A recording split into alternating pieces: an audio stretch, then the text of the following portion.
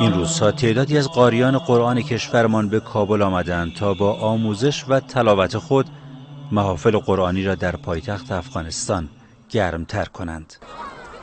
نمایشگاه قرآن کریم در کابل چند روزی است که همه روز شاهد اجرای قاریان ایرانی است.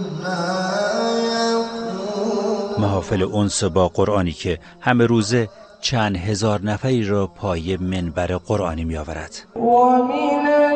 قاریان ایرانی از تجربه‌های تلاوت در چند روز اخیر و چگونگی استقبال مردم افغانستان می گویند.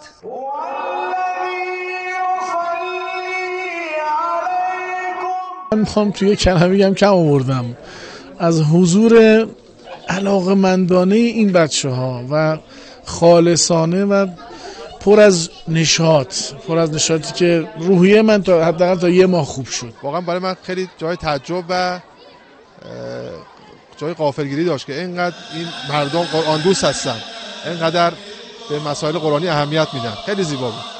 قاریان کشورمان علاوه بر نمایشگاه قرآن در سفارت کشورمان در کابل نیز تلاوت کردند. زینب شیری جعفرزاده حافظ 10 سالی قرآن کریم و فرزند شهید مدافع حرم هم در این جمع بود.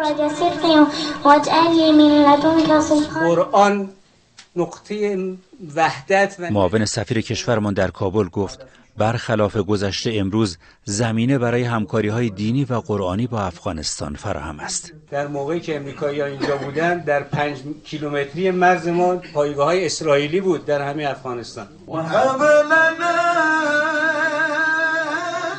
در نمایشگاه قرآنی کابل علاوه بر 13 قاری کشورمان تعدادی از خطاطان مشهور ایرانی هم در پویش من کاتب قرآنم به آموزش کتابت قرآن پرداختند. بالاترین نقطه اشتراک ایران و افغانستان قرآن کریمه که زیر سایه قرآن کریم ما میتونیم روابط خودمون رو بیش از پیش گسترش بدیم. و البته اجرای گروه تواشی اعزامی از کشورمان هم گرمابخش محافل قرآنی در کابل بود. با توجه به تهاجم فرهنگی و رسانه‌ای دشمنان علیه نظام اسلامی، ارتباطات قرآنی بین کشورها و محافل انس با قرآن امروز یکی از بهترین راهکارها برای مقابله با جنگ نرم دشمنان به شمار می‌رود. بهنام یزدانی، خبرگزاری صدا و سیما، کابل.